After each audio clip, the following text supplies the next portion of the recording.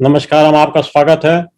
और मैं बहुत आभारी हूँ कि बड़े शॉर्ट टाइम में के नोटिस पर आप सहमत हो गए। मैं तो तैयार सर।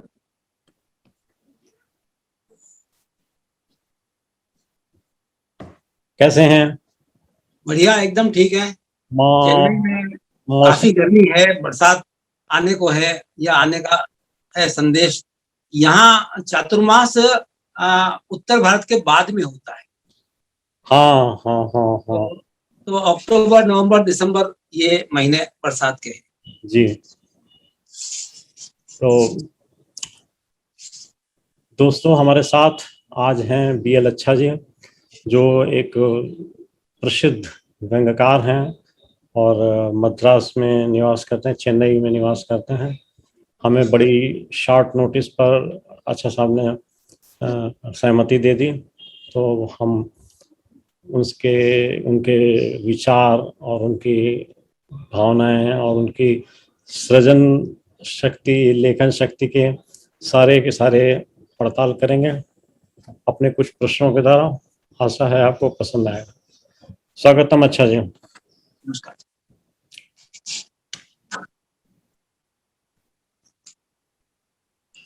सीधे प्रश्न पर आ जाते हैं सर। सीधे सवाल पूछिए, सीधा उत्तर दे दूंगा। तो पहला सवाल है कि साहित्य सृजन में आपकी रुचि कैसे उत्पन्न हुई और किस साहित्यकार से आपको प्रथम प्रेरणा मिली? दरअसल देखा जाए तो मेरी रुचि साहित्य में एकदम शुरू में तो नहीं थी। जी और उदयपुर विश्वविद्यालय में पढ़ते हुए जी छात्र संघ के चुनाव में मेरिट के आधार पर चयन होता था। जी तो उसमें संपादक के रूप में वहां की एक जो त्रैमासिक पत्रिका थी टावर, जी और एक पत्रिका वार्षिक निकलती थी उदय, तो जी। उसके हिंदी प्रभाग का संपादन कार्य छात्र संपादक के रूप में मिला। अरे वाह। तो मैंने उस काल में भारतीयकरण और अन्य विषयों पे काफी परिचर्चाएं आयोजित की थी। जी। वही एक सिलसिला था, लेकिन लेखन सृजन उस समय नहीं था। अच्छा, वो कब प्रारंभ हुआ सर?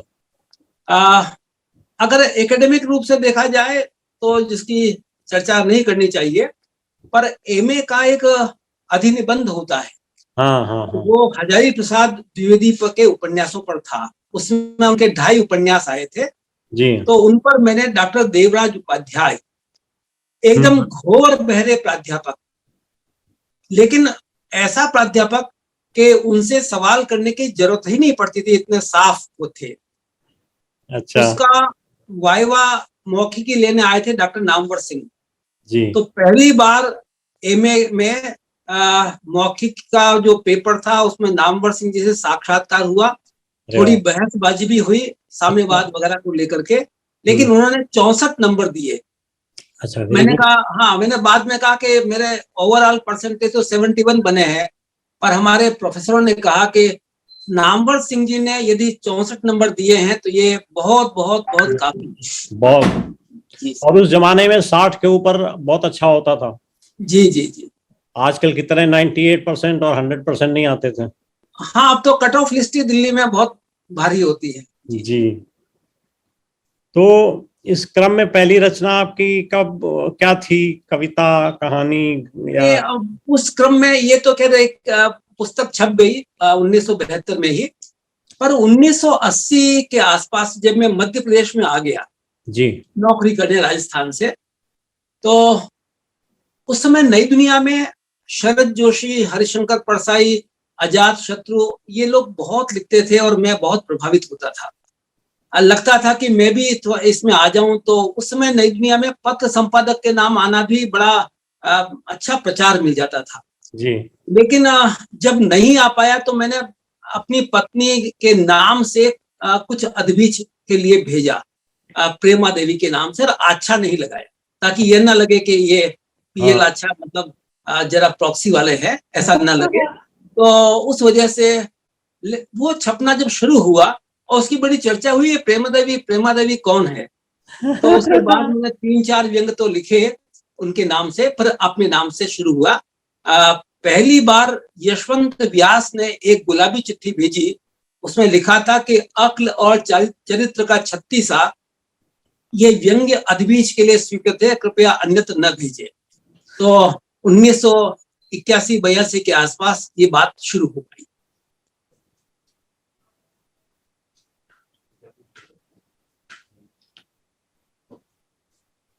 जी, तो प्रकाशन आपकी रचना का 1972 मान लिया जाए।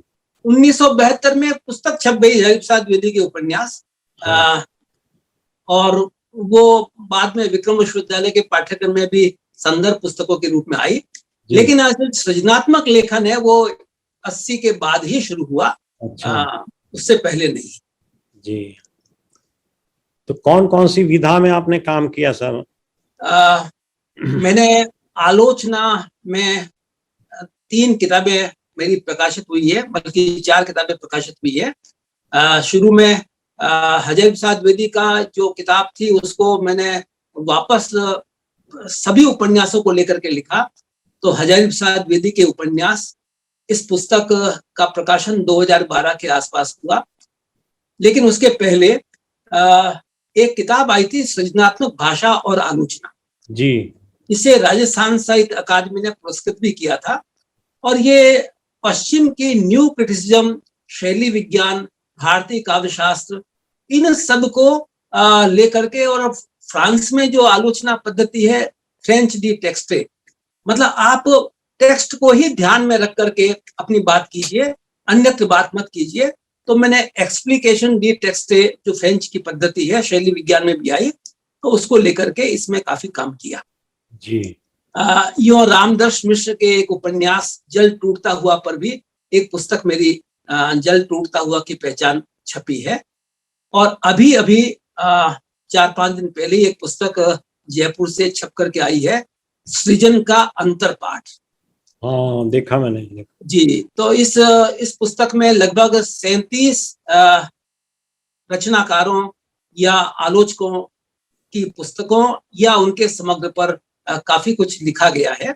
और ये कम से कम महावीर प्रसाद द्विवेदी के काल के सैयद अमीर अली मीर से लेकर के अभी नए जिसमें पिलकिंद भी शामिल है, शांतिलाल जैन भी शामिल है, तो इन पर भी लिखा है।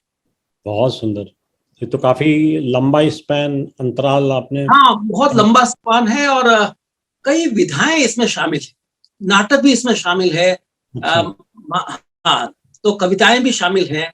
राहुल सांकृत्यायन का गुमक्कड़ शास्त्र भी शामिल है, अनामदास का उपकथा हजारी प्रसाद द्विवेदी का भी शामिल है। और अभी वीणा के संपादक राकेश शर्मा की पुस्तक आई थी, स्त्री और समुद्र, उसकी समीक्षा भी है। शरद जोशी और परसाई पर भी आलेख हैं या स्मृतियों के चित्र हैं। तो ऐसे, और जायसी पर गगनांचल में एक इंटरव्यू छपा था। तो उज्जैन के एक प्रोफेसर थे शिव सहाय पाठक, उनने राजकमल से उनकी काफी किताबें प्रकाशित हुई है सूफी साहित्य पर और जायसी पर, तो उनका भी एक साक्षात्कार लिया था। तो कई विधाओं को इसमें शामिल किया गया है। वैसे इन सारी विधाओं में आपने काम किया है या कहीं ना कहीं एक्सपोजर हुआ है, तो आपकी रुचि किस विधा में बनी से कहना चाहिए ये मेरा फेवरेट है? मेरी मूलभूत रुचि तो थोड़ा प्राध्यापकी की वजह से आलोचना में ज्यादा रही। थोड़ा किताबों के छपने का एकेडमिक जो मोह होता है वो प्रमोशन वगैरह के लिए काम आता है। पर 1982 के आसपास हमारे एक मित्र थे रघुनाथ सिंह आजमी, ये उस समय रविवार में इनकी कहानियां बहुत आती थी। उनने मुझे कहा, अच्छा जी आप बात बात में व्यंग्य और हास्य करते रहते, तो इसे लिख क्यों नहीं लेते? तो मैंने कहा चलो लिखता हूँ। तो अगले दिन मैंने उनको एक व्यंग्य लिख करके दिया, गुटखा संस्कृति। अच्छा। ये भोपाल में, और भोपाल क्या पूरे देश में ही हाथ मल करके तंबाकू ये खेलने का जो रिवाज है, और फिर पीप थुक थुक जो करते हैं, तो ये बड़ा रिवाज है। तो मैंने उस पर लिख दिया था। थोड़ा मन में ये था कि ये गुटखा, इसको थोड़ा साहित्यिक भी बनाया जाए। तो अपन कहते ये इस गुटखा है, ये इस गुटखा है, तो थोड़ा वो भी एक संदर्भ दे दिया। पर भोपाल की संस्कृति थोड़ी इसमें आई। ये जब मैंने उनसे कहा कि अब आप ही भेजिए, कहाँ भेजना है, तो उन्होंने दैनिक हिंदुस्तान को भिजवा दिया। वहां से स्वीकृति आ गई कि आपका ये प्रकाशित होगा। 6 महीने तक प्रकाशित नहीं हुआ, तो मैंने आकाशवाणी इंदौर को दे दिया, तो वहां पर इसका पाठ हुआ। अच्छी चर्चा पहले इस व्यंग्य की मिली, लेकिन बाद में शीला झुनझुनवाला ने उसे साप्ताहिक हिंदुस्तान में छाप दिया। हमारे एक मित्र ने शिकायत भी की, पता नहीं कौन मित्र थे, उन्होंने शिकायत की कि ये तो आकाशवाणी से प्रसारित है और आप प्रसारित और प्रकाशित को छापते नहीं है। मुझे शीला जी की चिट्ठी आई, तो मैंने कहा मुझे पारिश्रमिक की चिंता नहीं है जो आप रोक रहे हैं। मुझे तो ये लगा कि साप्ताहिक हिंदुस्तान के इतने पाठक मिले, पर इतना बताइए कि दैनिक हिंदुस्तान से स्वीकृत रचना 6 महीने तक नहीं छप करके साप्ताहिक हिंदुस्तान में आ जाएगी, ये मुझे पता थोड़ी था। तो इसलिए मैं इसका अपने कसूरवार नहीं हूँ, पर आपने छाप दिया, मुझे पारिश्रमिक की चिंता नहीं है, आप इसे रोक के रखें। और उन्होंने पारिश्रमिक भेजा। और शरद जोशी जब बड़नगर आए, मेरे घर रुके थे, उन्होंने कहा अच्छा तुम्हारी तो एक बल्कि 2 रचनाएं मैंने साप्ताहिक हिंदुस्तान में देखी है। आप देखिए इन लोगों का एक कितनी सहजता है, बिल्कुल नए नए जो व्यंग्यकार है उसकी रचना पर भी ध्यान दे करके फिर मुझे कुछ शिक्षाएं भी दी कि कैसे कैसे इस व्यंग्य को भुना जाए। टिप्स दी। गुड। अच्छा, कविता भी लिखी है आपने सर? हाँ, कविताएं लिखी है। मैं वैसे कविताएं बहुत कम लिखता हूँ, 10-12 कविताएं होंगी। समावर्तन निकलता है उज्जैन से, तो मैंने वहां के संपादक श्री राम दवे जी को अपनी एक कविता, लंबी कविता थी, पूरे A4 साइज में, पूरा पेज मतलब एक ही कविता का था, तो मैंने उनको दी।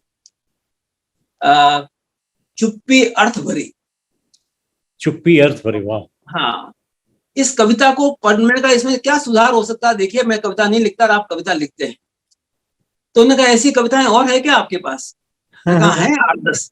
तो बोले वो सारी मुझे ईमेल कर दीजिए। और उन्होंने बाद में काव्य राग के अंतर्गत 2 पेज में आबिद सूरती भी उसमें थे, तो बोले वो भी व्यंग्यकार, तो उनकी भी वो थी, मेरी भी थी, तो ये बोले ये पाला कैसे बदल दिया विधाओं का। तो मैंने कहा लिखी थी, आपको पसंद आई, आपने छाप दी।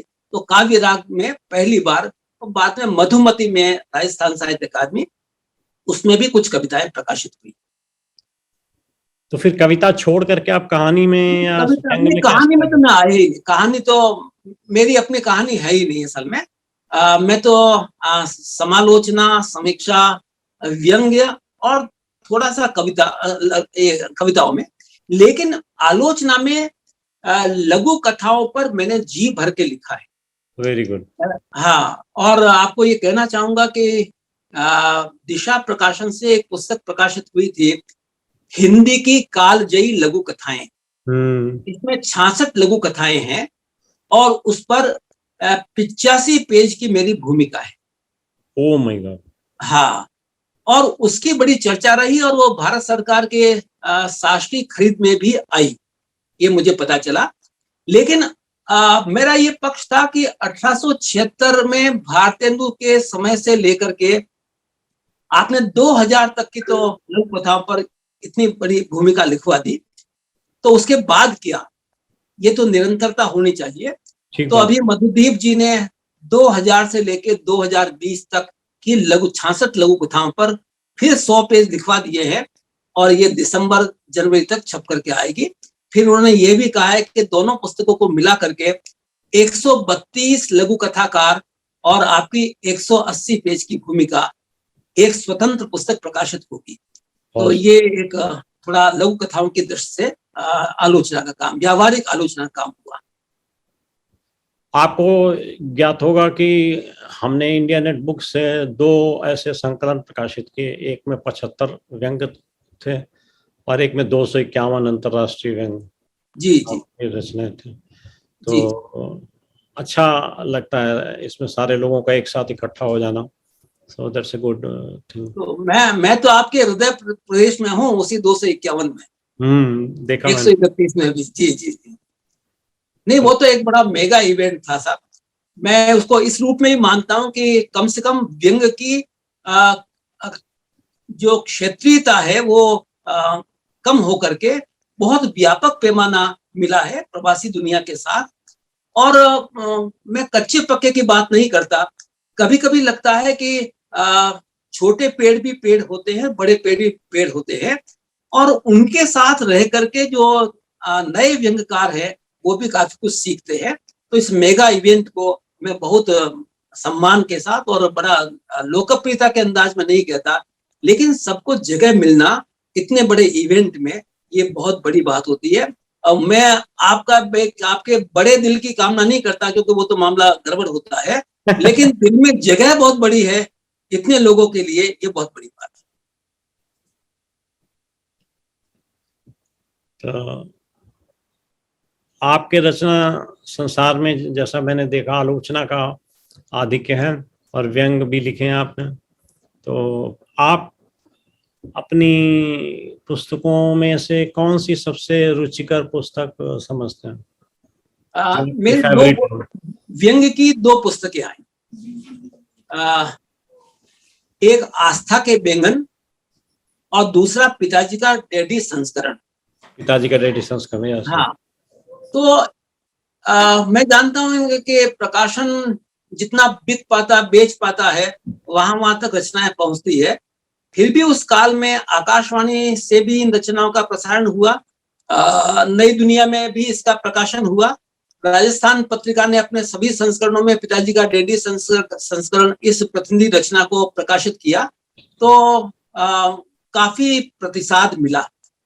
मैं मानता हूं कि प्रियता का सवाल नहीं है, लेकिन क्योंकि ये पहली रचना है आस्था का व्यंजन, प्रकाशन के व्यंग प्रकाशन की दृष्टि से, संग्रह की दृष्टि से, तो प्रिय तो है, और उसमें बड़े अच्छे व्यंग नए प्रयोगों के साथ है। जो कविताएं आपने बताई बहुत थोड़ी लिखी हैं, लेकिन जो लिखी हैं वो क्या व्यंग्यात्मक है? व्यंग्य कहा जाएगा उनको, या किस श्रेणी में, या किस? नहीं, व्यंग्यात्मक नहीं है, व्यंग्यात्मक नहीं है, बल्कि मतलब उसका भावना ये थी कि किसी तरह से चुप्पी टूटे, और लोग ये मानते हैं कि ये शब्द चुप हैं, तो ये चुप नहीं है, इनमें सुनामियां भी हैं और हिमालय की ऊंचाइयां भी, इनमें क्रांतियां भी हैं और इसमें शांतियां भी हैं। ये जो हम कहना चाहते हैं कि उसके पीछे उसके अर्थों को जब खोजते हैं, निराला के कविताओं के अर्थ की परतों को खोजते हैं, तो केवल नेहरू और निराला ही सामने नहीं आते तोड़ती पत्थर में, वहां पूरा का पूरा साम्राज्यवादी व्यवस्था, वहां पूरा का पूरा पूंजीवादी व्यवस्था, उनपे चोट सब आ जाती है। तो इस रूप में मैं उसे बड़ा मानता हूँ। और जब लेखन करते हैं, जैसे व्यंग में या और, तो कैसे चुनते हैं आप विषय वस्तु को?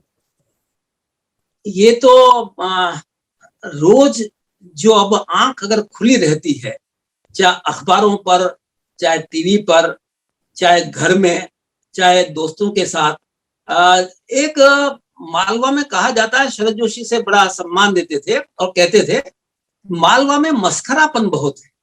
हाँ, और व्यंग्य के लिए सबसे बड़ी बात है कि मस्खरापन चाहिए, और भाषा के साथ जो तोड़ फोड़ करने की अर्थपरक और व्यंग्यात्मक क्षमता चाहिए, वो कहीं न कहीं मालवा में बहुत मौजूद है। फिर ये भी है कि मालवा के लोगों को यूं तो कहा जाता, मैं तो राजस्थान से आया, लेकिन मालवा के लोगों को कहा जाता बड़े सीधे हैं, टेपे हैं, लेकिन टेपों में भी जवाब देने की बहुत बड़ी ताकत है।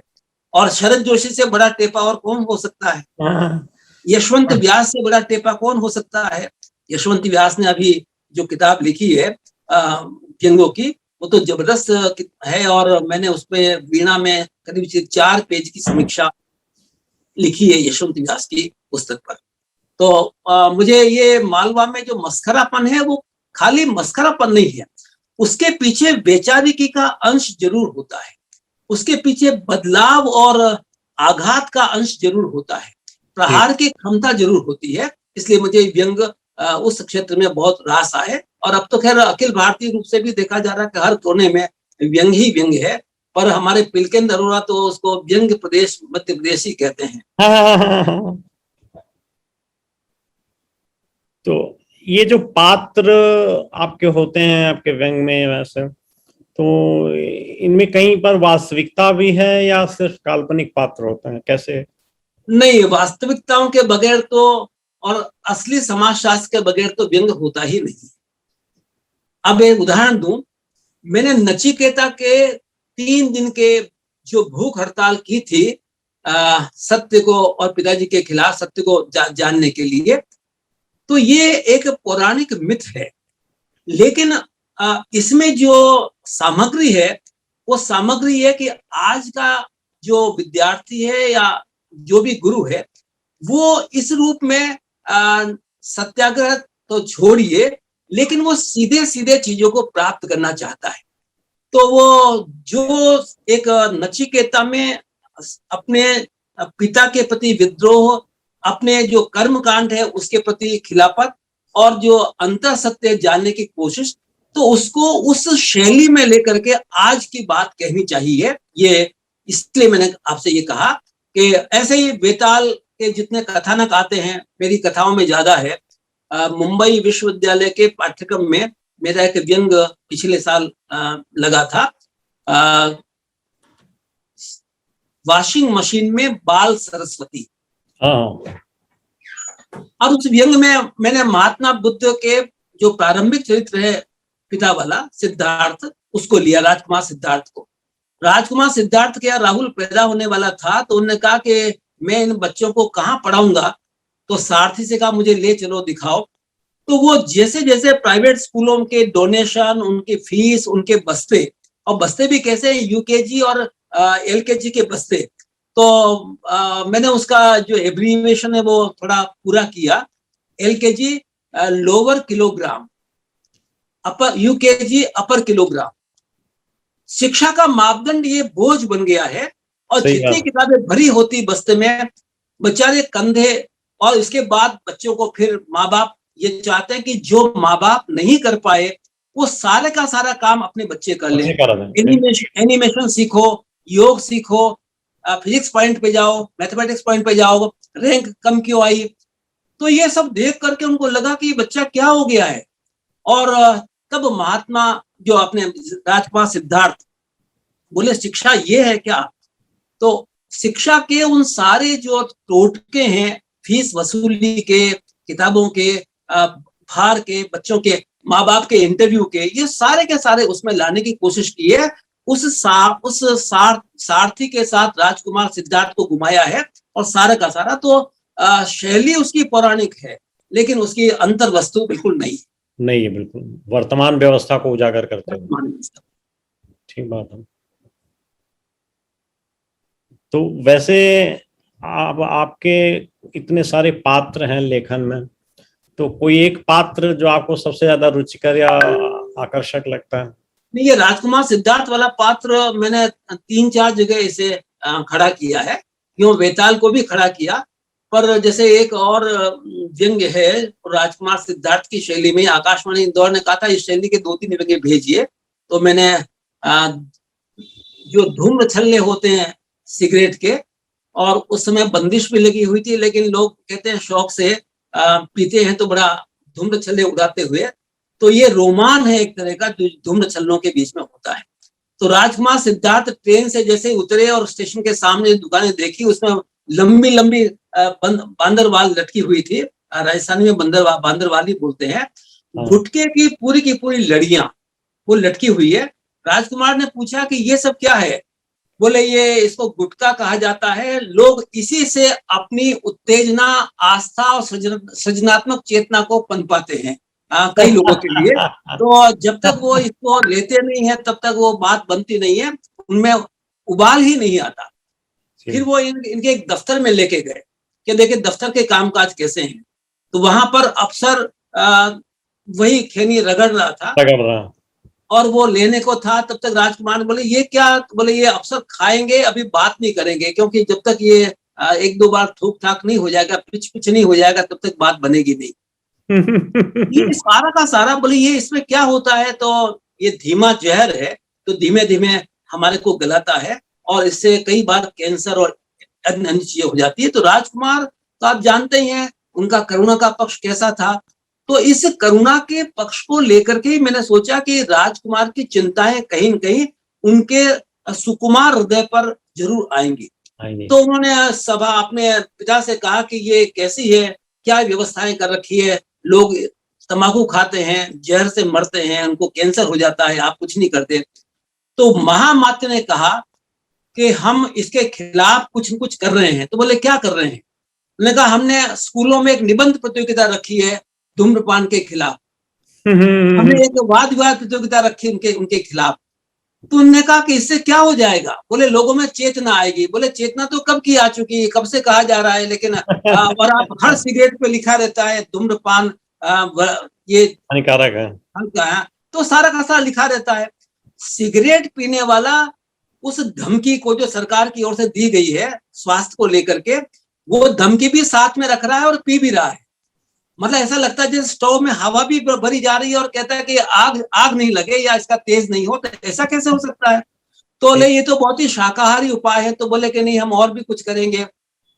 राजकुमार सिद्धार्थ ने कहा कि इन उपायों को करते करते 70 साल से 60 साल से यही चल रहा है। खाली बच्चों को निबंध ही लिखाते रहते हैं, वाद विवाद ही कराते रहते हैं, लेकिन इनको फिल्मों में बैन करना या जो सार्वजनिक स्थान है उनके ऊपर प्रतिबंध लगाना, ये तो आप करते ही नहीं। बोले इससे राजस्व बहुत घट जाएगा, फिर सरकारें कैसे चलेगी? इसका मतलब जहर ही काम का है सरकारों को चलाने के लिए, चाहे शराब हो चाहे सिगरेट हो। राजकुमार बड़े अवसाद में आ गए, नाराज होकर के चले गए और उन्हें अश्वत्थ वृक्ष के नीचे समाधि ले ली चेतना की, कहीं इसका कोई उपाय मिले, इस आर्य सत्य मिले। ये उस शैली में एक राउंड अप जो शहर का होता है वो किया गया है। बहुत सुंदर। आपने उस समय की संस्कृति और विचार भावना को वर्तमान के साथ जोड़ करके बड़ा अच्छी रचना बना दी। एक प्रश्न जानना चाहूंगा आपसे, उसका गाइडेंस की रचना प्रक्रिया को प्रभावित करने वाले मूल तत्व क्या कहे जा सकते हैं और कैसे का प्रक्रिया? जी, असल में क्या है कि जितना हमारे सामने होता है उससे अधिक अवचेतन में होता है। जितना हमारे सामने चीजें बिलबिलाते हुए आती हैं, उसके नेपथ्य में कहीं न कहीं विचारधाराएं, कई विचारधाराएं मौजूद होती हैं। और फिर कुछ चीजें ऐसी होती है कि जैसे वायरस पता नहीं चलता कहां से आया, वैसे ही कोई विट, कोई विडंबना, कोई व्यंग्यात्मक चीज, कोई शब्द, किसी शब्द की तोड़ मरोड़, ये ऐसे नाचते कूदते चले आते हैं। तो इसको जो रचना प्रक्रिया में जानबूझ करके सायास लाने की चेष्टा बहुत कम होती है, पर नेपथ्य में जो एक वैचारिक संघर्ष होता है, उपहास के माध्यम से उस चीज पर प्रहार करने की चेष्टा होती है। तो भीतर में व्यंग्यकार के, अब ये अलग अलग विधाओं के लोग अलग अलग बात करेंगे।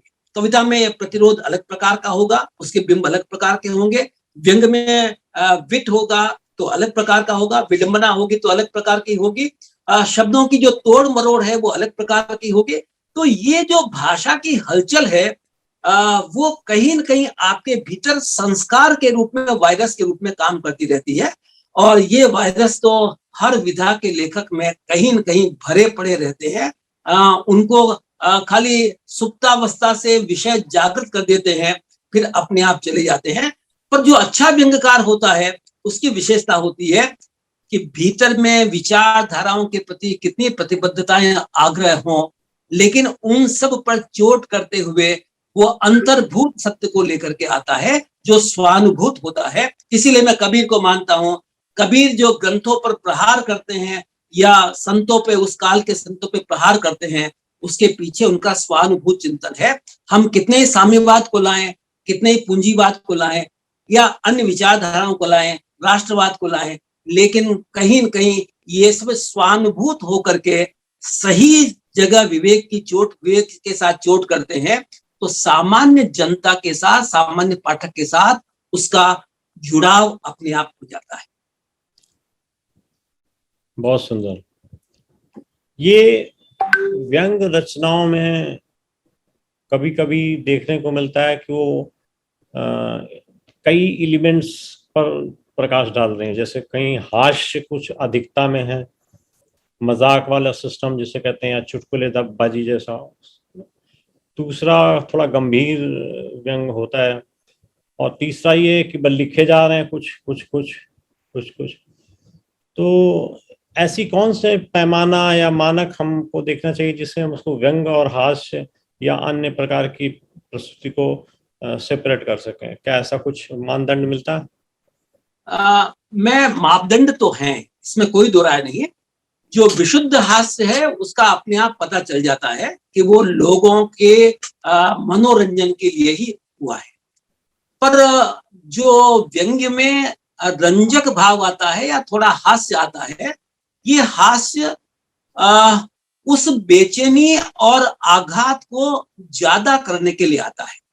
हजारी प्रसाद द्विवेदी जब बात करते थे कि व्यंग्य करने वाला अधरों ही अधरों में हंसता रहता है और सामने वाला बिल बिला करके रह जाता है, इसका मतलब कहीं न कहीं हास्य सारी बेचैनियों के बाद भी व्यंग्यकार के भीतर मौजूद है। पहले जो शास्त्रीय दृष्टि से देखें तो संस्कृत काव्य शास्त्र में जो रूपक के 10 प्रकार, जिसे 10 रूपक कहा जाता है, उसमें भड़ेती भी है, प्रहसन भी है और अन्य 8 और हैं।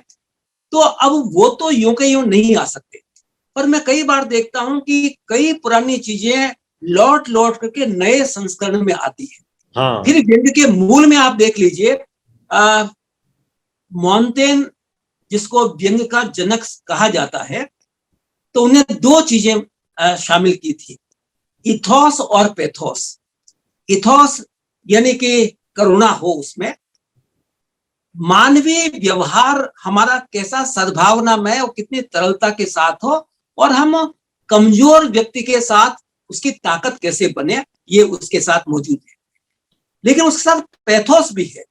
पैथोस है रंजक भाव है, मैं हास्य नहीं कहता, रंजक भाव है। जब तक करुणा के इस प्रतिघात को इस रंजक भाव से मिलाते नहीं है, तो व्यंग रचना में जो एक चुलबुलापन नहीं आता, और वो जितना आघात करना चाहती वो नहीं कर पाती। वो शुद्ध वैचारिक बन के रह जाती है और लगता है कि बड़े गुस्से में आदमी हथौड़े मारे जा रहा है। पर हास्य जो जुड़ जाता है तो उन हथौड़ों की चोट और मारक हो जाती है, क्योंकि उसके साथ और भी लोग जब हंसते हैं तो कहते हैं ये अकेला नहीं हंस रहा है, बाकी लोग भी हंस रहे हैं, तो मार बहुत ज्यादा हो रही है। फिर आप देखिए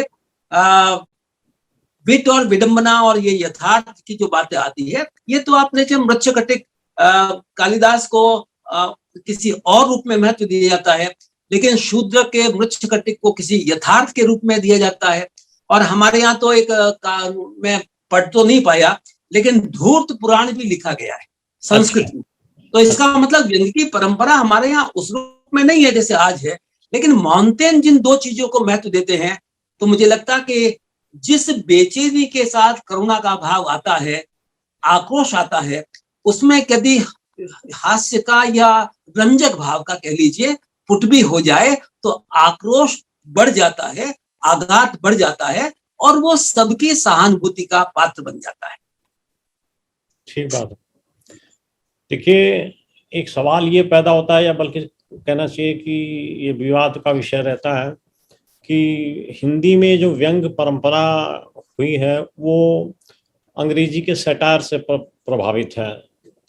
तो क्या ऐसा माना जा सकता है कि व्यंग परंपरा का जो प्रारंभ है वो अंग्रेजी भाषा के सटायर से हुआ, या कुछ और सूत्र हैं इस संबंध में आपके ज्ञान में? मैं ये तो नहीं कहूंगा। अंग्रेजी के प्रभाव से हिंदी में कई विधाएं विकसित हुई। गल्प पहले भी थी, कहानी पहले भी थी, कि कहानी का जो यथार्थ में रूपांतर हुआ, ये कहीं न कहीं एक चिंतन का विषय है।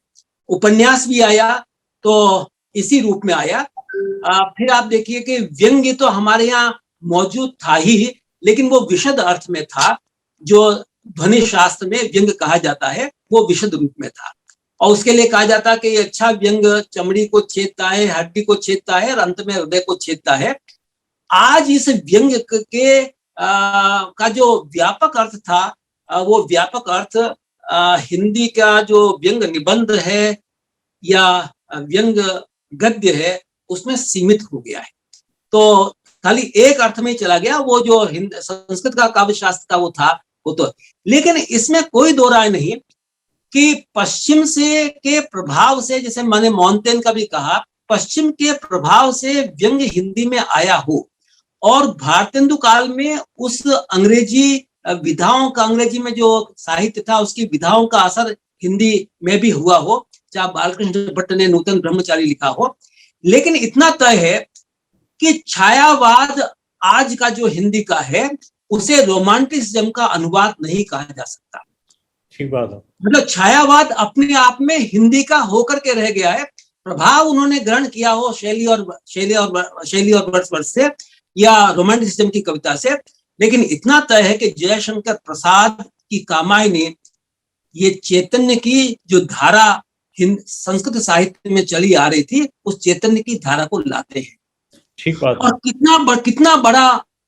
कितना बड़ा एक जो दार्शनिक धरातल है उसको दे दिया है। फिर निराला के अनुवाद है क्या छाया रोमांटिसिज्म के? क्या पंत में असर है, पर वो वैसा नहीं है, वो भी भारतीय होके आता है। आज का व्यंग भले ही पश्चिम की विधा से उस काल में प्रभावित होकर के आया हो, और बद्री नारायण चौधरी प्रेमगन ने उस समय जो सरकार के खिलाफ व्यंग लिखे थे, लेकिन वे शुद्ध भारतीय झलक देते हैं, वो पश्चिम के पैटर्न पर ढले हुए नहीं है। और आज का व्यंग तो आप जानते हैं कि पश्चिम के व्यंग से नितांत भिन्न है। हाँ, और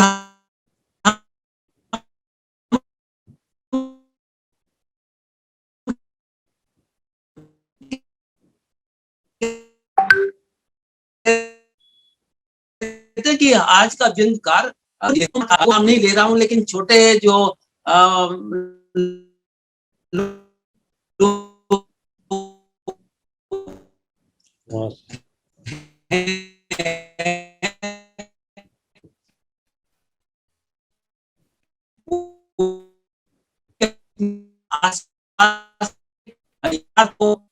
के लिए तो ये ना कि पश्चिम के हिंदी के व्यंग्य उपन्यास बहुत सारे आ रहे हैं, हिंदी की व्यंग्य शैलियां बहुत सारे आ रही हैं। तो अगर बीज वहां से आ भी गया है तो भी मैं कहता कि आज का जो बरगद है व्यंग्य का वो हमारा अपना है। हाँ, इस बात पे मेरी भी अवधारणा ये है कि सैटायर तो वेस्टर्न में 19वीं शताब्दी में आई और धीरे धीरे फल फूल गई, लेकिन जहाँ तक व्यंग का सवाल है, वक्रोक्ति के रूप में व्यंग तो क्षेमेंद्र शर्मा यानी 1000 ईस्वी पूर्व से मिलेगी। मृच्छकटिकम भी तो वही चीज है। तो व्यंग हमारे यहाँ, मैं आपको एक उदाहरण देता हूँ।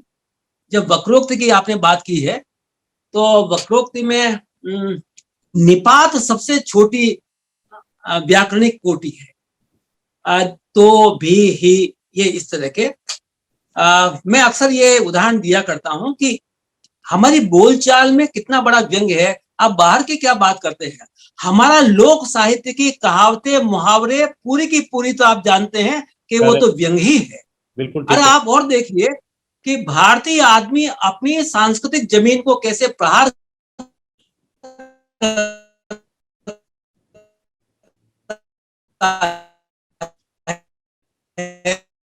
कहता ना, क्या महाभारत, और किसी को छोड़ा नहीं, चाहे वो हिंदू थे, मुसलमान थे, कोई भी थे, छोड़ा नहीं है।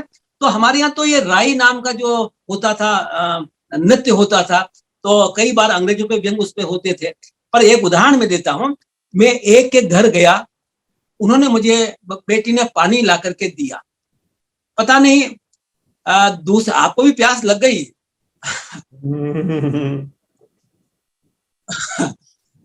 फिर थोड़ी देर बाद एक पानी की गिलास आ गई।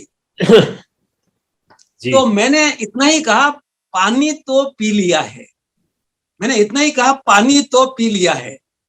मेरा ख्याल है ये तो की जो व्यंजकता है वो मुझे चाय में मिल गई, बाद में चाय आ गई। तो देखिए, सबसे छोटी ध्वनि जो वक्रोक्ति है वो भी कैसे व्यंग ले आती है। और हमारे संस्कृत काव्य शास्त्र में तो व्यंग भरा पड़ा है, पद पूर्वार्ध वक्रता से लेकर के पद पश्चात वक्रता से लेकर के संपूर्ण जो कृति है उसकी वक्रता को महाकाव्य, कितनी प्रहेलिकाएं मिलती हैं,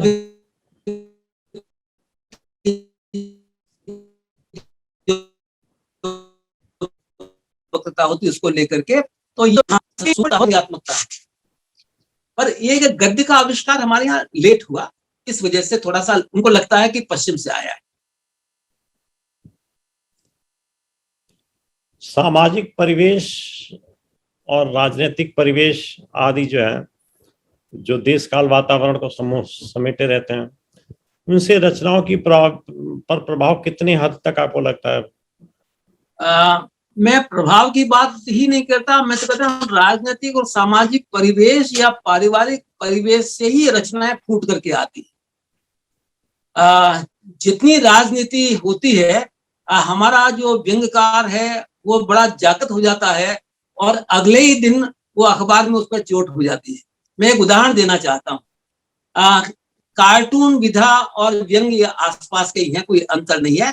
और पहले तो बिना कार्टून के व्यंग्य छपता ही नहीं था।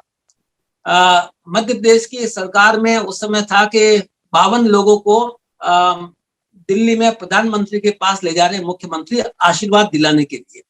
तो उसमें तो कई सारे ऐसे लोग थे जो आशीर्वाद लेने लायक नहीं बल्कि देने लायक थे उम्र के हिसाब से।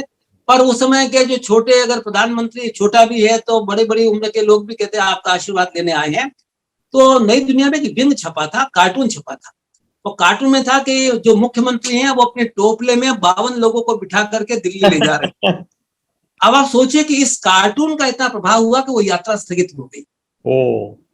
तो अब आप सोचिए कि हमारे इन चाहे अखबार में आते हों चाहे पत्रिकाओं में आते हों, उनके फ्लेवर में अंतर जरूर आता है, लेकिन ये जो आघात है ये राजनीतिक व्यवस्थाओं पे भी होता है, समाज शास्त्र पे भी होता है। और ऐसा होता नहीं है कि पहले लोग बोल चाल में आघात कर लेते थे। आजकल हमारे यहाँ व्यंग्यकार लिखित में आघात करता है और उसकी प्रतिध्वनियां अच्छे व्यंग्यकारों की बहुत दूर तक जाती है।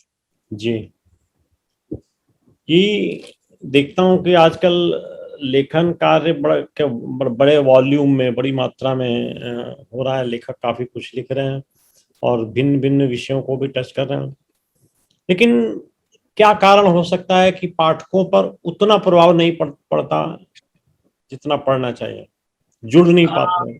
जी, इसके 2-3 कारण हैं। एक तो ये कि जो युग बदला है और युग की तकनीक आई है, उसमें श्रव्य और दृश्य ये दोनों बड़े चमत्कारी सिद्ध हुए हैं। चमत्कारी इस सेंस में कि अब नया बच्चा जो पैदा होता है वो सबसे पहले उसकी आंख टीवी पे जाती है। मैं देखता हूँ वो 5-7 दिन का ही होता है, लेकिन अपन का फोटो ले तो वो टीवी को देख रहा होता है, उसकी रंगीनी पे जाती है। तो ये कितना आसान हो जाता है कि आपको पढ़ना नहीं पड़ रहा है, वो सीधे सीधे सुन रहे हैं बिना मेहनत के और देख रहे हैं बिना सोचे। आपको सोचना भी नहीं पड़ रहा है। पहले आकाशवाणी थी तो अपन जानते हैं कि आकाशवाणी जब व्यंग पढ़ते थे, कहानी पढ़ते थे, तो हम सुनने वाले उसके चित्र भी बनाते थे। लेकिन आजकल तो वो चित्र भी बनाए आते तो पाठक को कुछ सोचता ही नहीं है। तो ये तकनीक ने हमें बहुत बदल दिया। दूसरी बात ये कि आज इतना छप रहा है कि उसको हर किसी के लिए पढ़ना बहुत मुश्किल है। लेकिन तीसरी जो चीज है कि जो रोज रोज लिखना है किसी एक लेखक का कि मेरी आज रचना वहां आई, आज मेरी वहां आई, तो मैं कई बार व्यंग के रूप में कहता हूँ आज मैं यहाँ, आज मैं वहां। तो ये पाठक के लिए बहुत मुश्किल हो गया है सब। और फिर हमारा जीवन जितना हो गया है उसमें जितना भागदौड़ है, और उसमें भी टीवी सीधे खोल करके बटन दबा करके चश्मे, उल्टे चश्मा को सीधा करें या सीधे चश्मे को उल्टा करें, लेकिन वो देखने की प्रवृत्ति है। या लापतागंज भी आता तो लोग देखते थे, तो कुछ अच्छी रचनाएं भी देखते थे। मैं आपसे उदाहरण देना चाहता हूँ, दूरदर्शन के सतयुग में, मैं आज तो कलयुग हो गया है उसका, दूरदर्शन के सतयुग में जब बुनियाद आती थी तो कितने लोग प्रभावित होते थे। ठीक बात है। और उसको पढ़ना भी चाहते थे। जो रचनाएं इसमें आ रही है उसको पढ़ना भी चाहिए। जैसे कक्का जी कहीं इसमें आया था, नेताजी कहीं, आप देखिए लोगों ने उससे बहुत सुंदर। मनोहर श्याम जोशी में जो छलांग है लगाने की प्रवृत्ति और परिहास भरी बौद्धिकता है, बहुत कम देखने को मिलती है।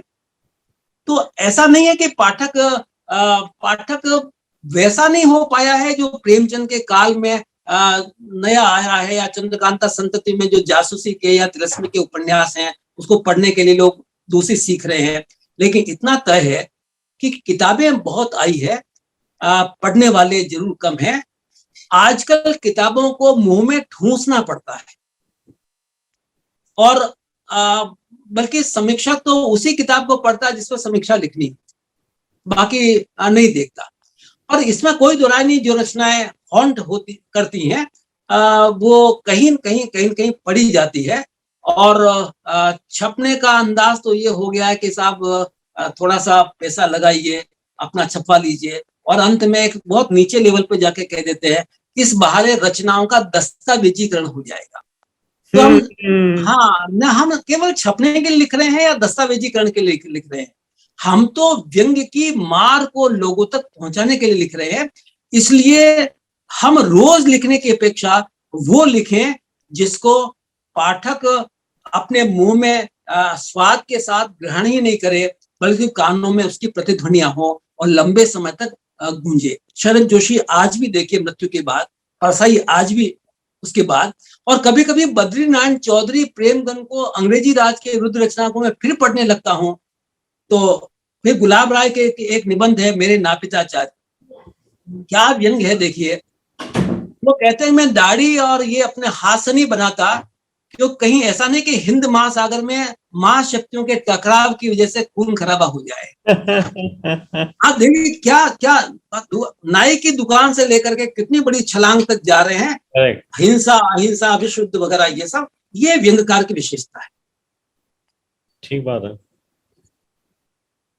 तो डिजिटल युग में आपको क्या लगता है कि साहित्य का भविष्य क्या होगा? साहित्य न तो कल खत्म हुआ था न आज, नए नए लोग आएंगे। इतना जरूर है कि जैसे तुलसीदास किसी जमाने में कहते थे कि रामायण बहुत लिखी गई और तुलसीदास की रामायण सबसे नीचे थी और ऊपर आ गई, ये जो कहा जाता है। वो उसमें एक दोहा लिखते हैं कि बरसात के दिनों में सारी पगडंडियों पर घास उगाती है, तब सूझ नहीं पड़ता कि असली रास्ता कौन सा है। लेकिन जब बरसात खत्म हो जाती है, लोग वापस चलने लगते हैं, तो पगडंडियां अपने आप नजर आती है, मिल जाती हैं, अपने आप सूझ पड़ता है। तो हमारे व्यंग्य की जो नया करिश्मा है, नई धार है, नया लेखक है, जितनी प्राणवत्ता से, लेकिन थोड़ा, ये रोज रोज लिखने की बात मैं बिल्कुल स्वीकार नहीं करता, लेकिन थोड़ा, लेकिन बहुत ही वैसा जिसमें सारे तालाब में कितनी जोर से पत्थर मारते हैं और कितनी लहरियां पैदा हो जाती है, ये ताकत लाएंगे तो ये पठित साहित्य भी चलेगा। पहले भी पठित साहित्य सब लोगों तक नहीं पहुंचता था, आज पाठक कम हुए हैं, सभ्य दृष्टि के ज्यादा हो गए हैं, लेकिन फिर भी पढ़ने वालों की कमी नहीं है। मैं उदाहरण देता हूं, बड़नगर उज्जैन के पास है, छोटा सा कस्बा है। वहां से राजनीतिक हस्तियां तो थी, लेकिन कवि प्रदीप तो वहीं की पैदाइश है। ये मेरे वतन के लोगों तो बड़नगर को याद किया ही जाता है जी। शरद जोशी के व्यंग्य पाठ के लिए मैंने आयोजन किया था। उस समय तो सभ्य दृश्य ज्यादा नहीं था, तो करीब करीब 100 लोग रहे होंगे। इतने ही लोगों को आमंत्रित किया था, 5 रुपए के टिकट पर। अच्छा, मात्र 5 रुपए के। ये 1982-83 की बात होगी। शरद जोशी जी आए हुए थे। मैंने उनसे कहा था कि अगली बार चकल्ला सम्मान के बाद आप आए, तो वो सहज भाव से आ गए और श्रोताओं ने उसके 14 व्यंग सुने। अकेले शरद जोशी ने 14 व्यंग सुने। रात को 12:30 बज गए। उन्होंने कहा, शरद जी ने कहा कि अब मैं, बोले नहीं, आपको एक रचना और सुनानी पड़ेगी। शरद जोशी बोलते हैं कि 14 इंजेक्शन से तो कुत्ते के कांटे भी ठीक हो जाते हैं। सही बात। इतना सुनोगे। इसके बाद भी मेरे घर पर 15 लोग इकट्ठे हो गए और उनको उन्हीं की रचनाओं के जो वाक्य थे वो सुनाने लगे। क्या आपने उस व्यंग्य में लिखा, उस व्यंग्य में लिखा? उन्होंने कहा, भाई गजब का है। और आपको सच कहूं, सुबह सुबह जब बस से रवाना हुए शरद जोशी, क्योंकि और तो कोई साधन था नहीं, हमने तो ऐसे ही बुला लिया था, उनको ज्यादा लिफाफा बड़ा भी नहीं दिया, हमारे पास था भी नहीं, लेकिन कम से कम 25 आदमी सुबह 6:30 बजे बस स्टैंड पर खड़े थे, चाय लेके, कॉफी लेके आ रहे हैं। कंडक्टर ने सोच लिया कि ये बड़ा आदमी दिखता है कोई न कोई, तो इंगोरिया रास्ते में पड़ता, तो वहां उनके लिए कचौरी लेकर के आया कंडक्टर। तो मुझे शरद जी ने बाद में फोन पे कहा कि तुम्हारा तो रास्ते पर सेवा करते रहे, उसने टिकट के पैसे भी नहीं लिए। मैं कहता हूं कि कहीं न कहीं ये चीजें मौजूद है, रहेंगी, खत्म नहीं होगी। प्रवासी भारतीयों द्वारा जो साहित्य का सृजन किया जा रहा है, आपको कितना महत्वपूर्ण लगता है और कैसा लगता है उनका योगदान? मैंने इन दिनों में तेजेंद्र शर्मा की कहानियां भी पढ़ी हैं, मैंने धर्म महेंद्र पाल जैन के व्यंग भी पढ़े हैं, मैंने हंसादीप के उपन्यास भी पढ़ा है, और इन दिनों जो चर्चाएं होती हैं और कुछ साहित्य मेरे पास आता है, और 2012 में मैंने एक लघु कथा संग्रह का संपादन भी किया था, अतिथि संपादन किया था, मध्य प्रदेश शासन के संस्कृत विभाग की ओर से ही था। 229 रचनाकार थे और 242 पेज की A4 साइज की पत्रिका है, उसमें प्रवासियों को भी लिया था। तो मुझे लगता है कि उनमें बड़ी छटपटाहट है, लेकिन जहां काम करते हैं उस जमीन के प्रति भी वैसा ही लगाव है, और जिस जमीन को छोड़ के आए हैं उसके प्रति बड़ा वैसा लगाव है जी। तो कहीं न कहीं भाषा के प्रति भी वो लगाव है।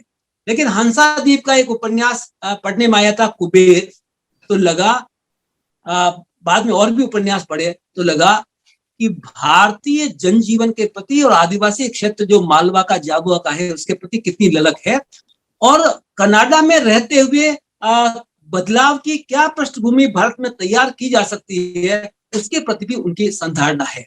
तो मैं ये मानता हूं कि प्रवासी साहित्य तो इस रूप में भी कि जैसे गे कहते थे कि आंगन के पार द्वार, तो हम अपने आंगन तक सीमित थे, और समुद्र यात्रा करते हुए पाप लगता था। किसी जमाने में कहते थे कि ये पाप लगेगा, समुद्र के पार जाओगे, लेकिन अज्ञे ने साहित्य के, हिंदी साहित्य के इस मंच को ऐसे वातायन दिए।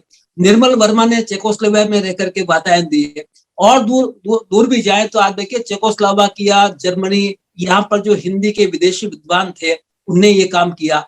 और आज जहां जहां भारत से प्रवासी जा रहे हैं तो पूरी सिलिकॉन वैली लगता है भारतीय है, समोसा, इडली, कचौरी, ये सब भारतीय हुए। तो इसका मतलब वहां की जमीन के साथ भारतीय जमीन का जो जुड़ाव है वो कहीं न कहीं अटलांटिक की लहरों के साथ प्रशांत महासागर होते हुए या सीधे सीधे हिंद महासागर में आता है, और हिंद महासागर की लहरियां भी कहीं न कहीं अटलांटिक पार कनाडा, अमेरिका, इनको या इंग्लैंड, इनको कहीं न कहीं प्रभावित करती है। और आज तो आप जानते हैं अमेरिका में 30% लोग सरकार में भारतीय हैं, इंग्लैंड में भी भारतीय मंत्री बने हैं, तो जहां जहां ऑस्ट्रेलिया वैसा हो गया है, और मुझे तो लगता है दुबई तो बिल्कुल भारतीय हो गया है। तो बहुत सारा इस साहित्य की वजह से इसका अगर उन भाषाओं में अनुवाद होगा तो बहुत प्रभाव पड़ेगा।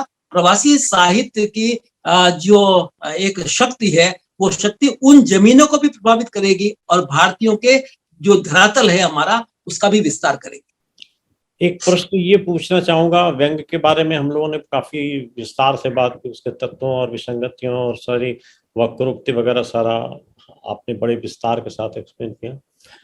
व्यंग की व्याकरण समझने के लिए क्या कोई किताब या कोई किताबें हैं आपके संज्ञान में? लिखी गई है, जैसे सुभाष जी ने किताब लिखी है। अभी एक संकलन, कुछ लेखकों को संकलन मेरे पास आया है,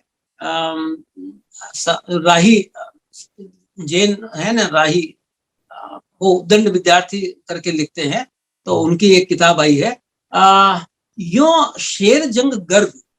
हाँ, अगर उनकी किताब पढ़े तो बड़ी काम की है। ये अलग बात है कि वो कविताओं से ज्यादा वास्ता रखती है, क्योंकि वो कविताओं को लेके ही थीसिस लिखा गया था, पर इसमें कोई दुराय नहीं कि उसकी जो 50-60 पेज की भूमिका है, वो भूमिका बहुत काम की है हिंदी के गद्य व्यंग के लिए भी। तो फिर मैं एक किताब शायद छत्तीसगढ़ से एक पाठक जी करके हैं, विनय पाठक, उन्हें निकाली थी, और 300 पेज की एक किताब होगी। उसमें व्यंग के कई परिदृश्य, व्यंग के तत्व और अलग अलग अंचलों में व्यंग किस प्रकार का है, उसको लेकर के काफी विवेचन हुआ है। पर जो समग्रता के साथ जिससे अपन कहते हैं व्याकरण को लेकर के, ये शास्त्रीय विवेचन कई बार व्यंग्यकार पसंद नहीं करते, उनको लगता है ये प्राध्यापकीय आलोचना है। तो मैं जो कहना चाहता हूं कि व्यंग्य का ग्रामर तो नौसिखियों के लिए जरूरी है। हमारे यहाँ भी जो काव्य आप देखिए, काव्य शास्त्र जो बना है ना, काव्य शास्त्र तो बहुत भारी भरकम और सूक्ष्म बुद्धिमत्ता का है, लेकिन उसको समझाने के लिए जितने उदाहरण दिए गए हैं वो बहुत हल्के फुल्के, क्योंकि नए विद्यार्थियों को हल्के फुल्के उदाहरण देकर के ही वक्रोक्ति के जो प्रकार हैं या ध्वनियों के जो प्रकार हैं या रस के जो प्रकार हैं उनको समझाया जा सकता है। तो मेरा ये तात्पर्य था कि आज की कोशिश ये होनी चाहिए कि इन व्यंग्यों का अंतर पाठ लिखें। मैंने ये भी प्रयोग किया। मैं उदाहरण देता हूँ। सूर्य बालाजी का एक व्यंग्य था वो डॉलर वाला, तो उस पर राही प्रकाशन से किताब भी छप के आई है। और मैंने जब सूर्य बालाजी को ये भेजा तो उन्होंने कहा आपने तो बहुत ही गहराई से इसको, तो मैंने कहा था कि हम लोग तो वो हैं जो निपात को भी बड़ा महत्व देते हैं।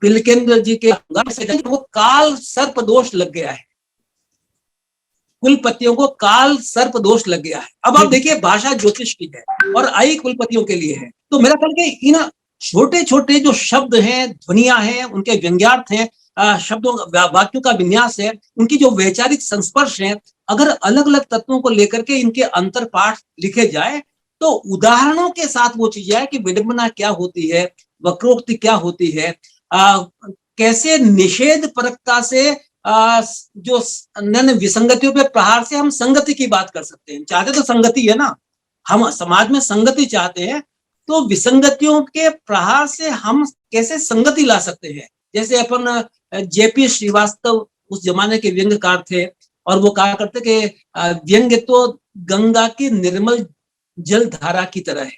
इसका मतलब हम सफाई ही चाहते हैं, निर्मलता ही चाहते हैं। हम ये नहीं चाहते कि गंदगी हमारे सामने पसरी रहे, तो उसकी धुलाई तो हो। तो ये अगर बारीकी से काम कुछ लोगों को करना पड़ेगा। पर ये भी कहा जाएगा कि व्यंग्य को इस प्राध्यापकीय आलोचना में और ग्रामर के रूप में लाना ठीक नहीं है। पर मैं आपसे कहना चाहूंगा ये ग्रामर व्यंग्यों को विकसित करने में कहीं न कहीं कलात्मक जो उपाय हैं वो जरूर देगी और होना चाहिए। सभी विधाओं की व्याख्याएं हुई है, सभी विधाओं में कहीं न कहीं उसके प्रायोगिक पक्ष को लेकर के कहा गया है, चाहे कविता हो चाहे कहानी हो। तो व्यंग्य में भी अगर ये चीज आए तो बड़ी बात होगी। एक प्रश्न, व्यक्तिगत प्रश्न पूछना चाहूंगा, अनुमति हो? अरे बिल्कुल, मैं आपके लिए पूरा सामाजिक हूँ। मैं ये जानना चाहूंगा कि लेखन और सृजन कार्य के अलावा आपकी रुचियां किन किन क्षेत्रों में हैं? असल में आपको सच बताऊं कि ये रुचियां तो बहुत थी पर विकसित नहीं हो पाई। ये परिवेश जो होता है, परिवेश की वजह से ये व्यक्तिगत बात हो जाती है। लेकिन फिर भी कहना चाहूंगा कि पिताजी ने मैं उनकी आंखों में देखता था, यद्यपि वो 87 में गए, उनकी बड़ी इच्छा थी कि मैं प्रोफेसर हो जाऊं तो मेरे परिवार का उद्धार हो जाएगा। तो मैंने पढ़ने लिखने के प्रति और मेरिट के प्रति बड़ा ध्यान दिया। परिवार बहुत बड़ा है, हम 16 भांजे भांजी के परिवार को मैं लेकर के चलता हूँ। मेरे 2 बेटे हैं और उनके भी 3 संतानें हैं। एक इंग्लैंड अभी गई है पढ़ने के लिए और भतीजा है। तो ये सबका ख्याल इसलिए पिताजी की आंखों में देखता था कि ये लड़का पूरे परिवार को देख लेगा। तो ये कहीं न कहीं उनकी आंखों में जो मेरे प्रति धारणा थी।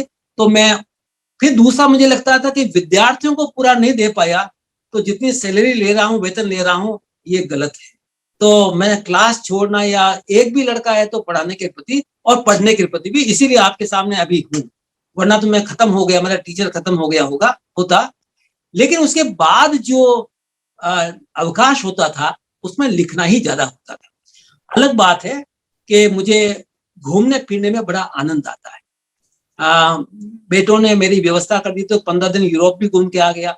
गुजरात, असम और दक्षिण के प्रांत, ये सब भी इन दिनों देखे हैं। लेकिन हमारे एक मित्र थे, हमारे सीनियर गीतकार गजलकार नईम साहब, तो उनके साथ हम गुमटी पर बैठ करके चाय के साथ खूब ठहाके लगाते थे। तो मुझे चाय के गुमटी वाले ठहाकों से लेकर के बड़ी बड़ी चीजों में जो विवेचनाएं होती है उनके प्रति बड़ा शौकिया भाव है और मैं बड़ा आनंद लेता हूँ। बाकी ऐसे कोई शौक नहीं है। फिल्में जरूर देखता था, आजकल आंखों की वजह से कम देखता हूँ। घर में जरा चुटीले मजाक करना ये स्वभाव है, लेकिन जो अन्य शौक होते हैं वो शौक मेरे नहीं रहे हैं, उनके लिए अवकाश नहीं था। और अब आजकल तो आप जानते हैं कि इतनी किताबें आती है कि उनके बारे में लिख लिख करके लगता है कि और चीजों के लिए अवकाश बचा ही नहीं है। बचा ही नहीं। जी, क्या संदेश देना चाहेंगे आप उदीयमान लेखकों के लिए? अभी मतलब उदीयमान के लिए तो मैं क्या संदेश दूं, क्योंकि मैं हमेशा उपदेश से थोड़ा परे रहा हूं। मैं तो हमेशा अपने टीचर को देखता था और उनमें जो गुण होते थे उनको अपना लेता था। मैं आज भी कहना चाहूंगा युवा पीढ़ी से, पुरानी पुस्तकों को देखें, पुराने अच्छे को पढ़ें और फिर अपने को भीतर उतार ले, क्योंकि शंकराचार्य के जो ग्रंथ है उसको पढ़े बगैर पतंजलि भाष्य महाभाष्य नहीं लिख सकते थे, नहीं लिख सकते। तो इसीलिए मैं मानता हूं कि हम कहीं न कहीं जिस क्षेत्र में भी जाएं तो उसके परंपरागत पक्ष के साथ नए पक्ष को देखें। कैसे निराला नई कविता लेकर के आए, कैसे व्यंग्य उपन्यास आया, कैसे अंचल में रेणु ने एक नई चीज दे दी, कैसे प्रेमचंद ने बदला। तो जिस विधा से हम संपर्कित हैं उसकी श्रेष्ठ किताबों को बड़ी गहराई के साथ, मतलब वर्णों की इकाई से लेकर के समूची रचना की इकाई तक बहुत गहराई से पढ़े तो अपने आप अपने भीतर नई चीज फूटने लगे। 10 चीजों को पढ़ने से 11वां रास्ता अपने आप निकल जाता है। बहुत सही आपने कहा। और इसी क्रम में आपसे दूसरा प्रश्न पूछना चाहूंगा कि हिंदी के पाठकों की संख्या में कैसे विकास हो सकता है, कैसे स्टेप लेना चाहिए? हम प्रकाशकों के लिए तो एक विशेष आवश्यक रहेगी एक टिप अगर आप दे सकें। असल में मैंने आपसे पहले भी कहा कि 2 तरह की चीजें हो सकती है। कभी कभी क्या कि हम चीजों को टीवी पे देख करके उसे पढ़ना भी चाहते हैं, तो अगर अच्छी प्रस्तुतियां टीवी पे भी आए पहले तो कई पाठक ऐसे मिलेंगे जो कि भाई ये किताब तो हमारे पास होनी चाहिए, इसे पढ़ना भी चाहिए, क्योंकि सुनने में और पढ़ने में बहुत अंतर होता है, बहुत अंतर आता है। पर अगर अपन कहते हैं कि मेरे 50 व्यंग्य संग्रह आ गए हैं, मेरी 47 किताबें आ गई है, या मैंने 100 के आसपास लिख दी हैं, तो मैं आपसे कहना चाहता हूं कि राहुल सांकृत्यायन ने लगभग 136 किताबें लिखी और उनमें से एक किताब बहुत चली थी, भागो नहीं दुनिया को बदलो। तो मेरा ख्याल है किताबें ज्यादा लिखें कम लिखें इसकी बात नहीं कह रहा, लेकिन किताबें वो लिखें जिसमें राहुल सांकृत्यायन स्वयं अपने कवच को तोड़ करके नई चीज देने को बाध्य होते हैं। कम्युनिस्ट होते हुए भी कम्युनिस्ट विचारधारा को, उस कवच को तोड़ करके सच कहने को बाध्य होते हैं। तो मेरा ख्याल है पाठक तो मिलेगा, और वो पाठक जो एक पढ़ता बोले इसे एक बार पढ़ के तो देख, इसे एक बार पढ़ के तो देख। मैं अपने ही बेटे की कहूँ, उसने कहा कि अंग्रेजी में जितनी शोक गीत एलिजी लिखी गई है वो हिंदी में नहीं है। मैंने अपने इस बेटे को बिठाया, वो एमए अंग्रेजी कर रहा था उस समय। मैंने कहा मैं तुझे खाली 6 लाइनें बताता हूँ। मैंने कैंसिल करा दिया। निराला की सरोज स्मृति, हाँ, निराला की सरोज स्मृति की 6 लाइनें उसको मैंने पढ़ाई, और 6 लाइनें पढ़ा करके मैंने उसे कहा कि देख इसका तू अगर नहीं समझता हो तो मैं अर्थ बताता हूँ। निराला कहते कि मेरी तुम लड़की चली गई उनकी युवावस्था में, तो तुम 18 साल की उम्र में ही चले गए गीता के 18 अध्यायों को जी करके। 18 साल की उम्र और 18 अध्याय गीता के, देखिए कितने धर्म की जो शुभ्रता और उज्ज्वलता है वो बेटी के प्रति है, एक बात। लेकिन जो वो कहते हैं कि शायद तू ये सोच के चली गई कि पिता जब बूढ़े हो जाएंगे, आकाश मार्ग में अंधेरा हो जाएगा, तो पिता, मेरे बूढ़े पिता आकाश मार्ग को कैसे प्राप्त करेंगे, तो मैं ज्योति बन उनके मार्ग को टिमटिमाती रहूंगी ताकि उनको प्रकाश मिल सके। शायद तू यही सोच के चली गई। मेरा बेटा रोने लग गया। उसने कहा, पापा अंग्रेजी में ऐसी शोक गीति नहीं लिखी गई।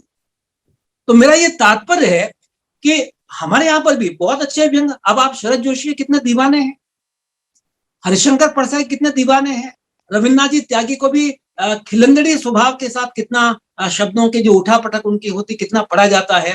और आज भी नाम नहीं लेना चाहूंगा कि एक व्यंगकार का नाम लूं तो 10 नाराज हो जाते हैं, तो नाम आज के नहीं ले रहा हूं, लेकिन इतना तय है कि उनकी रचनाएं भी कहीं न कहीं पढ़ी जाती है। और आजकल हम चेन्नई से पुष्पांजलि का प्रकाशन मोबाइल पत्रिका में करते हैं। आप देखिए उन व्यंग्यों और लघु कथाओं को लोग, यहाँ कविता की जमीन है चेन्नई में, लेकिन अब लोग कहने लगे कि उस पत्रिका में एक व्यंग्य और 3-4 लघु कथाएं तो अवश्य डालिए, ये गद्य युग की शुरुआत है तमिलनाडु में। तो इसका तात्पर्य है कि कहीं न कहीं पढ़ा तो जाता है। हमें श्रेष्ठ रचनाओं को पाठक तक पहुंचाना होगा। एक बार चम्मच से चख ले, स्वाद आ जाए, तो फिर अच्छी रचनाओं के लिए स्वाद बनने लगेगा। प्रकाशक हर चीज को छापे, अब ये तो उनका धंधा है, लेकिन मैं ख्याल है कि मैंने जैसा तुलसीदास के लिए कहा, कहीं न कहीं जो पगडंडियां दिखाई नहीं पड़ती, कुछ रचनाएं ऐसी जब लिखी जाएंगे तो वे अपने आप पगडंडियां बनाएगी, पाठक बढ़ेगा, और पाठक आज भी मौजूद है, तभी तो ये किताबें चल रही है। आपने बहुत अच्छा सुझाव दिया है, बहुत अच्छा विश्लेषण किया। हमारे जो मूल प्रश्न थे उन पर आपकी प्रतिक्रिया, आपके उत्तर हमें प्राप्त हुए। अब इसके अतिरिक्त आप कुछ और संदेश देना चाहें साहित्य जगत को? बस हम आप मुखातिब होते रहे, संवाद करते रहे, ये इससे बड़ा और क्या हो सकता है। हमारी मेल मुलाकातें यूं नहीं हो पा रही हो, तो कम से कम इस बहाने मैं आपसे कहना चाहूंगा कि ये जो वर्चुअल मीडिया आया, ये भी बड़ा सकारक रहा है। हाँ, ये जरूर है कि इस वर्चुअल मीडिया में जितनी बात की गई है,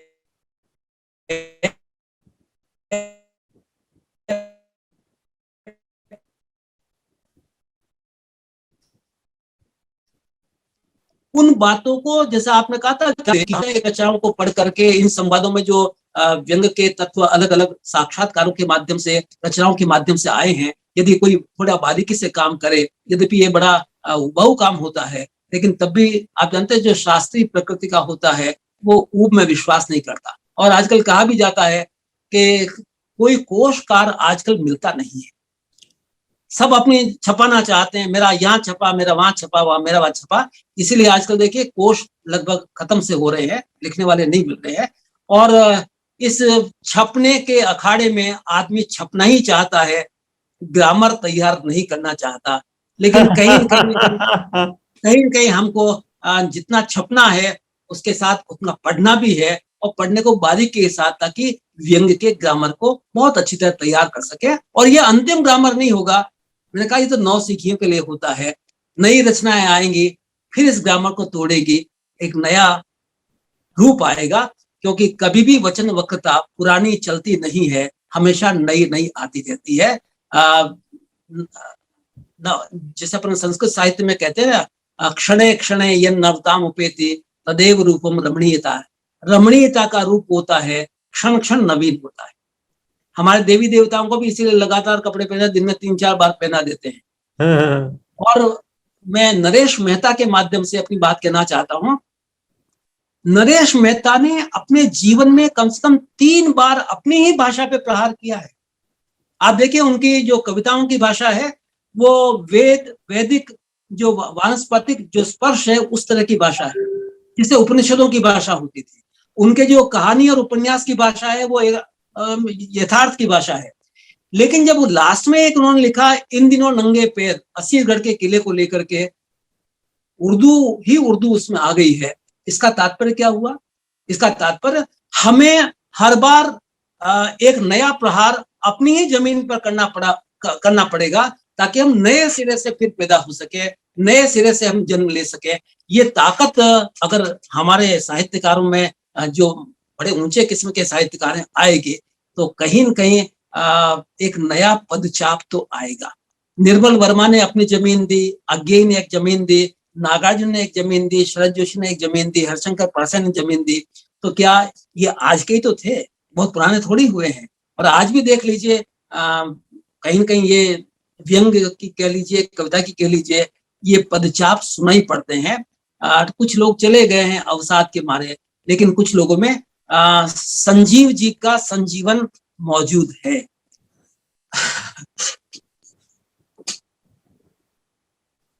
हम तो साहित्य के लिए विभिन्न स्तरों पर जो कुछ भी कर सकते हैं वो करने का बीड़ा उठाया है।